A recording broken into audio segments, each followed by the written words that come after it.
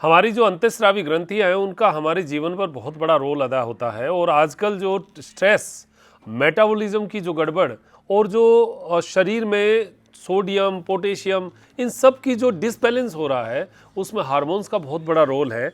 और आपको पता होगा कि जो मध्य भाग हमारा है, इसमें एड्रिनल ग्लैंड, पेंक्रियाज, थाइमस ग्रंथियां, ये ग्रंथियों को हमें स्ट्रेस से दूर करना पड़ेगा। अब अगर देखो दवा लेनी है नहीं लेनी, वो तो बाद की बात है। पहला हमारा पोस्चर तो सही हो। उसके लिए मैं आपको एक तकिए का बड़ा सुंदर सा प्रयोग बता रहा हूँ। इस प्रयोग को करके देखना आप, 5 मिनट कम से कम मेरे कहने से करना, और उसके बाद में आप फील करना, 2-3 दिन उसको करके पूरे दिन की आपकी एक्टिविटी को फील करना। फिर पता चलेगा कि हमारी जो अंतःस्रावी ग्रंथियां हैं, उन ग्रंथियों को हमने कितना खुलापन दिया है। आप सीधा सीधा समझिए कि गुर्दों के ऊपर, जो किडनी के ऊपर हमारी एड्रिनल ग्लैंड है, हमारी पेंक्रियाज लीवर के पास है, हमारा जो थाइमस है वो एकदम सेंटर भाग में हार्ट के पास है। ये जो ग्रंथियां हैं, ये ग्रंथियां आगे झुकने से प्रेशर में रहती है।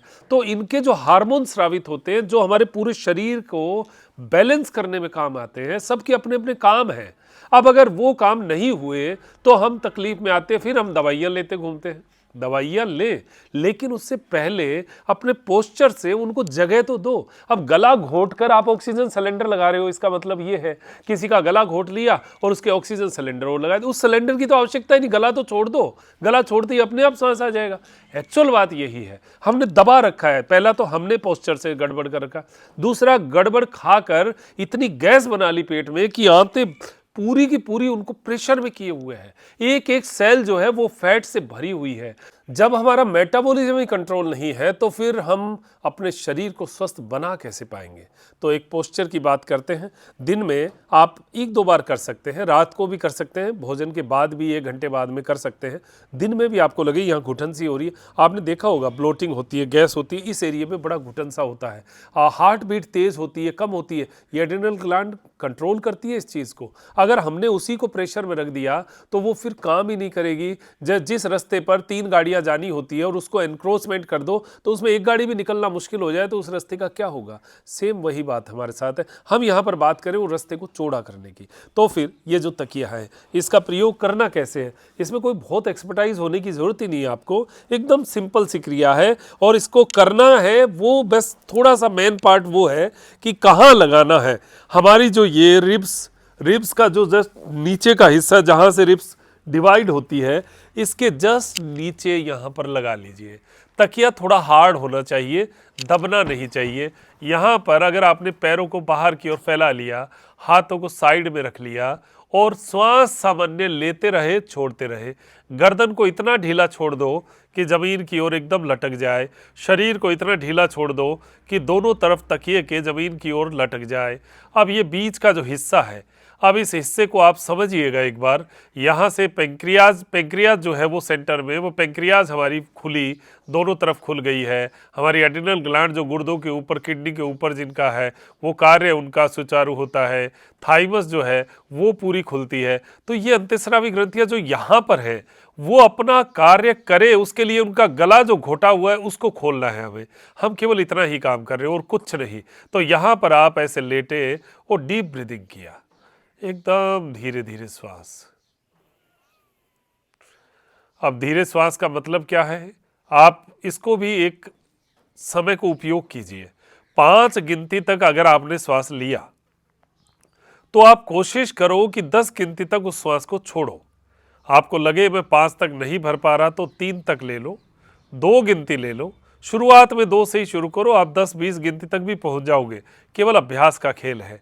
अगर आपने 5 गिनती तक श्वास लिया तो 10 तक छोड़ा, अगर आपने 10 गिनती तक श्वास लिया तो 20 गिनती तक छोड़ना, यानी लेने से ज़्यादा छोड़ना। ऐसा अगर करते रहेंगे तो एक तो मानसिक उद्वेलन शांत होंगे, शरीर में ऑक्सीजन की मात्रा धीरे धीरे धीरे धीरे एक एक अंग तक पहुंचेगी, हमें बड़ा आनंद आएगा। साथ में ये जो हमारे हार्मोन्स हैं, ये जो हमारे अंतःस्रावी ग्रंथियां जो हार्मोन स्रावित करती है, वो सबको एकदम जगह मिलेगी। यहाँ पर मैं आपको किसी दवा के बारे में नहीं बता रहा, यहाँ पर मैं उसी बात के बारे में बता रहा हूँ कि दवा से पहले क्या किया जाए, जिसकी बहुत ज़्यादा ज़रूरत है, वो ज़रूरत यहाँ पर हम पूरी कर रहे हैं। इस क्रिया को करके आप कुछ देर लेट कर देखें। और मैं आपको कह रहा हूँ 3 दिन आप इस क्रिया को लगातार करके देखना, आपके मन का स्ट्रेस, आपकी उद्वेलन, आपको ऐसा फील होगा कि कुछ ऐसा हो रहा है अंदर जो मुझे ठीक कर रहा है, कुछ ऐसा हो रहा है, बस इतना आपको फील होगा। अगर वो फील हो जाए तो इस क्रिया को आप ये समझ लीजिएगा ये भगवान की हमें दी हुई देन है कि हम हमारे बुजुर्ग, हमारे ऋषि मुनि जिन्होंने ऐसी बातों के ऊपर चर्चाएं की हैं, उन चर्चाओं को हम यहाँ पर आप तक पहुँचाने की कोशिश कर रहे हैं। आप इस कोशिश को समझिएगा, लॉजिक समझिएगा और ये करके देखिएगा। इसमें कहीं किसी को तकलीफ नहीं है, फिर भी ये करने से किसी को चक्कर आते हो, सरदर्द होता हो, कोई ऐसा अलग सा कोई अनुभव होता तो मत करिएगा। मैं तो उनके लिए बता रहा हूँ जिनके लिए ये उचित है।